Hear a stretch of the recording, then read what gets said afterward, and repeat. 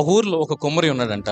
ఒక రోజున ఒక పెద్ద ఆర్డర్ వచ్చింది. 300 కొండలు 2 రోజుల్లో డెలివరీ చేయాలి అని చెప్తే రాత్రి పగళ్ళు కూర్చొని మట్టిని పిసికి చక్కగా ఆ యొక్క వీల్ మీద దాన్ని పెట్టుకుని కొండను తయారు చేసి ఒక్కొక్క కొండను జాగ్రత్తగా తీసి పక్కన పెడతా ఉన్నాడు. ఎవరైతే తనకి శత్రువులు ఉన్నారో వారు ఆ కొండలను నాశనం చేయడం ప్రారంభించారు. ప్రతి కొండను తీసుకుంటున్నారు, పగలు కొడతాం ప్రారంభిస్తున్నారు. ఆఖరిది కూడా నాశనం అయిపోయేంత వరకు పగలు కొడుతూనే ఉన్నారు. ఉదయం ఈ యొక్క పగిలిపోయిన ఈ ముక్కలన్నీ చూసి తను అనుకున్నాడు, అయిపోయింది, ఇక్కడతో నా లైఫ్ అయిపోయింది. ఆ సమయంలో కొమ్మరి ఆ పగిలిపోయిన ఆ యొక్క పెంకులన్నిటిని కూడా తీసి వాటన్నిటిని కూడా మళ్ళీ ఒక కొండ షేప్ లో దీన్ని తయారు చేయడం ప్రారంభించాడు. మిగతా వాళ్ళు వచ్చి అడుగుతుంటే వాళ్ళతో అన్నాడంట, వాళ్ళు నాశనపరిచింది నా కొండల్నే, నా చేతుల్ని కాదుగా. ఈ రోజున ఈ మాట నేను ఎందుకు చెప్తున్నానంటే, అపవాది ఎప్పుడైతే యేసుక్రీస్తు వారిని నాశనపరిచని అనుకున్నాడో, చంపేసని అనుకున్నాడో, ఇక నాకు ఎదురు లేదు, ఈ భూమి మీద నేను పరిపాలించేస్తాను అని ఎప్పుడైతే అనుకున్నాడో, యేసుక్రీస్తు వారు 3వ రోజున పునరుద్ధానుడిగా తిరిగి లేచి మనందరికీ కూడా ఒక నిరీక్షణ